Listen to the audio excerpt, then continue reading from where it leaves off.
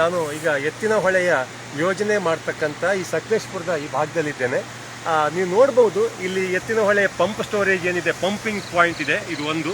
ಇದು ಕೆಳಗೆ ಇಲ್ಲಿ ಒಂದು ಕೆರೆ ಕಾಣ್ತದೆ. ಇದು 30,000 ಕೋಟಿ ಖರ್ಚು ಮಾಡಿ ಮಾಡ್ತಕ್ಕಂಥ 7 ಕಡೆ ಮಾಡ್ತಕ್ಕಂಥ ಕೆರೆಯಲ್ಲಿ ಒಂದು ಕೆರೆ. ಈ ಕೆರೆಯಿಂದ 24 TMC ನೀರು ಹೋಗ್ತದಕ್ಕಿಂತ 24 ಟ್ಯಾಂಕರ್ ನೀರು ಹೋಗ್ತದೆ ಅನ್ನುವಂಥದ್ದು ಒಂದು ಕ್ವಶನ್. ಯಾಕಂದರೆ ನಮ್ಮ ಕರಾವಳಿಯಲ್ಲಿ ಇದಕ್ಕಿಂತ 1000 ಪಟ್ಟು ದೊಡ್ಡದಾದಂಥ ಕೆರೆಗಳಿವೆ. ಆ ಕೆರೆಯಲ್ಲಿ ಇದಕ್ಕಿಂತ ಜಾಸ್ತಿ ನೀರಿದೆ. ಈ ಚಿಕ್ಕ ಚಿಕ್ಕ ಕೆರೆಯಲ್ಲಿ ಈ ಪಂಪ್ ಸ್ಟೋರೇಜಿಂದ ಇವರು ನೀರು ಕಳಿಸುವಂಥದ್ದು 24 TMC ನೀರು ಇಲ್ಲ, ಎಲ್ಲೋ ಒಂದು ಸಣ್ಣ ಸಣ್ಣ ಈ ಟ್ಯಾಂಕರ್ ತುಂಬಲಿಕ್ಕೆ ನೀರು ಕಳಿಸ್ತಕ್ಕಂಥ ನೀರು ಅನ್ನುವಂಥದ್ದು ಡೌಟು, ಸಂದೇಹ ಬರ್ತಾ ಇದೆ. ಇಷ್ಟು ದೊಡ್ಡ 30,000 ಕೋಟಿ ರೂಪಾಯಿ ಖರ್ಚು ಮಾಡಿ ಈ ರೀತಿಯ ಒಂದು ನಕಲಿ ಯೋಜನೆ ಮಾಡಿ ಈ ರೀತಿಯ ಬೆಟ್ಟ ಗುಡ್ಡಗಳನ್ನೆಲ್ಲ ಅಗ್ದು ನಾಶ ಮಾಡುವಂತಹ ಯೋಜನೆ ಎಷ್ಟು ಸಮಂಜಸ ಅನ್ನುವಂಥದ್ದು. ದಯವಿಟ್ಟು ಮಂಗಳೂರಿಂದ ಬೆಂಗಳೂರಿಗೆ ಹೋಗುವಂಥ ಪ್ರಯಾಣಿಕರು ಹಗಲಲ್ಲಿ ಹೋಗುವಾಗ ದಯವಿಟ್ಟು ಈ ಭಾಗದಲ್ಲಿ ನಿಲ್ಲಿಸ್ಕೊಂಡು ಸ್ವಲ್ಪ ನೋಡಿ ಮನೆಗೆ ಹೋಗಿ ದಯವಿಟ್ಟು ನೀರಾವರಿ ಸಚಿವರಿಗೆ, ಮಿನಿಸ್ಟ್ರಿಗೆ, ಸೆಂಟ್ರಲ್ ಗೌರ್ಮೆಂಟಿಗೆ ಮತ್ತು ಪರಿಸರ ಇಲಾಖೆಗೆ ಮೇಲ್ ಹಾಕಿ. ಸುಮ್ಮನೆ ಕೂತ್ಕೊಳ್ಳುವಂಥದ್ದಲ್ಲ, ದಯವಿಟ್ಟು ಫೋಟೋ ತಗೊಂಡು ಹೋಗಿ ನಿಮ್ಮ ಮೊಬೈಲಲ್ಲಿ ಮೇಲ್ ಹಾಕಿ. ಕೇವಲ ನಕಲಿ ಯೋಜನೆ ಮಾಡಿಕೊಂಡು ನಿಮ್ಮ ತೆರಿಗೆ ಹಣ 30,000 ಕೋಟಿ ಖರ್ಚು ಮಾಡೋದು ಮಾತ್ರ ಅಲ್ಲ, ಪಶ್ಚಿಮ ಘಟ್ಟದ ಕುಡಿಯುವ ನೀರಿನ ಮೂಲಕ್ಕೆ ಇವರು ಬೆಂಕಿ ಇಟ್ಟು ಈ ರೀತಿ ಲಗಡಿ ತೆಗೆದು ಹಾಳು ಮಾಡ್ತಾರೆ. ಇದು ಎಷ್ಟು ಸರಿ? ಪ್ರಕೃತಿಯನ್ನು ಹಾಳು ಮಾಡುವುದು, ಈಚೆ ಕಡೆ ಟ್ಯಾಕ್ಸ್ ಪೇಡ್ ಮನಿಯನ್ನು ಇದು ಮಾಡ್ಕೊಂಡು ಹೋಗುವಂಥದ್ದು ಎಷ್ಟು ಸರಿ ಅನ್ನುವಂಥದ್ದು ದಯವಿಟ್ಟು ಪ್ರಶ್ನೆ ಕೇಳಿ. ಈ ಯೋಜನೆ ಇನ್ನು 2025 ಅಲ್ಲ, 2075 ಬಂದರೂ ಈ ಯೋಜನೆ ಕಂಪ್ಲೀಟ್ ಆಗುವುದಿಲ್ಲ. ಇದು ಎತ್ತಿನಹೊಳೆ ಯೋಜನೆ ಅಲ್ಲ, ಹಣದ ಯೋಜನೆ. ಇದು ನೀರೆತ್ತು ಯೋಜನೆ ಅಲ್ಲ, ಹಣ ಎತ್ತು ಯೋಜನೆ ಅನ್ನುವಂಥದ್ದು ಸ್ಪಷ್ಟವಾಗಿ ಗೋಚರ ಆಗುತ್ತೆ. ಇದರಲ್ಲಿ ಈ ಸಣ್ಣ ಪಂಪ್ ಸ್ಟೋರೇಜು, ಈ ಹೊಳೆಯಲ್ಲಿ, ಈ ಕೆರೆಯಲ್ಲಿ ಅದು ಏನು ನೀರು ತಗೊಂಡು ಹೋಗ್ತಾರೆ ಅನ್ನುವಂಥದ್ದು ನಾನು ಹೇಳೋದಕ್ಕಿಂತ ದಯವಿಟ್ಟು ಈ ತೆರಿಗೆ ಕಟ್ತಕ್ಕಂಥ ಪ್ರತಿಯೊಬ್ಬ ನಾಗರಿಕರು ನಿಮ್ಮ ಗಾಡಿಯನ್ನು ಒಮ್ಮೆ ಇಲ್ಲಿ ಸೈಡಿಗೆ ಹಾಕಿ ಇದನ್ನು ನೋಡ್ಕೊಂಡು ಹೋಗಿ ಅಂತ ಹೇಳಿ ನಿಮ್ಮ ಹತ್ರ ಪ್ರಾರ್ಥಿಸ್ಕೊಳ್ತಾ ಇದ್ದೇನೆ. ನಮಸ್ಕಾರ.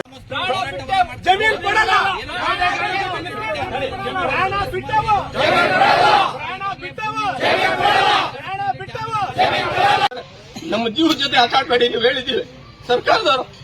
ಈಗ ತಾನೇ ಮಕ್ಕಳು ಎಲ್ಲರೂ ಅದರಿಂದ ಬರ್ತಾ ಇದೀವಿ ಸರ್. ಇದುವರೆಗೂ ಎಲ್ಲರೂ 15,000 20,000 ಸಂಬಳಕ್ಕೆ ಹೋಗಿ ಫ್ಯಾಕ್ಟ್ರಿಗೆ ಏನೋ ಒಂದು ದುಡ್ಡು ಕಟ್ಟು ಜೀವನ ಮಾಡ್ತಿರ್ತಾರೆ. ನಾವು ಇವತ್ತಿನ ದಿವಸ ಏನೋ ಒಂದು ಅಡಿಕೆ ಬಸ್ ಬಂದಿದೆ, ಆ ಬಸ್ಲಿಂದ ಒಂದು ಜೀವನ ಮಾಡ್ತೀವಿ. ಯಾಕೆ ಗೊತ್ತಾ, ಇಲ್ಲಿ ಅಡಿಕೆ ಯಾಕೆ ಗೊತ್ತಾ ಸರ್, 150 ಅಡಿಗೆ ವಾಟರ್ ಸೋರ್ಸ್ ಇದೆ ಸರ್.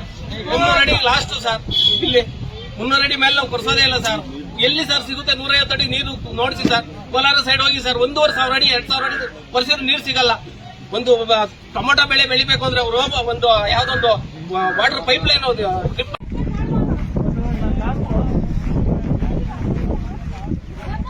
ಫೋನ್ ಮಾಡಿ ಕಳಿಸ್ಕೊಂಡೇವ್ರೆ. ನೋಡಿ ಎಷ್ಟೊಂದು ನಿಂತೀವಿ. ಸರಿ ಮಾಡ್ತಾ ಇವನೇ ಆ ಕಾರ್ಯಕ್ರಮ ಮಾಡ್ತಾ ಹೇಳ್ತೀನಿ. ಹಾಕೋಣ, ಮಾಡ್ರಿ. ಕುಂತಳಿಯಿಂದ ಇಲ್ಲಿ ಕಳಿಸ್ಕೊಂಡಿದ್ದೀರ ನೋಡಿ. ಅವನು ಹೆಂಗ್ ಹೋಗ್ತವನಲ್ಲಿ ನಿಲ್ಸೋಣ, ಅವನ್ನ ಮಾತಾಡೋಣ.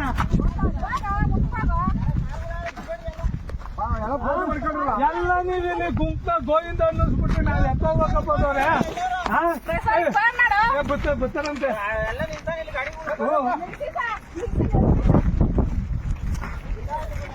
ಅದೇ ನಿಮ್ಗೆ ಯಾರು ಕಳ್ಸಾರೋ ಅವ್ರಿಗೆ ಕಳಿಸ್ಲಿಲ್ಲ ಅಂದ್ರೆ ನಿಮಗೆ ಸರ್ಕಾರದವ್ರು ಯಾವ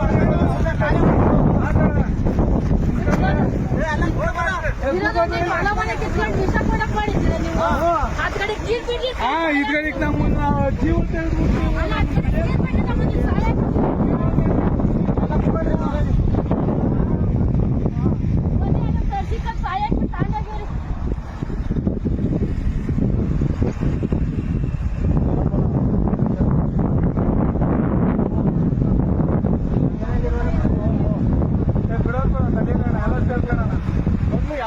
ಎಲ್ಲರೂ ಗಂಗನ ಫೋನ್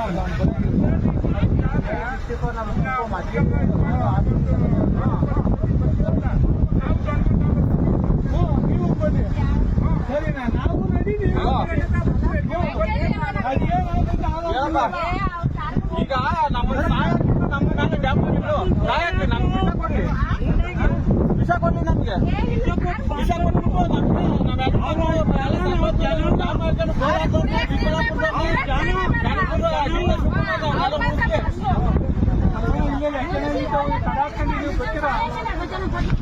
ನಾವು ಇಲ್ಲೇ ಜೀಪ್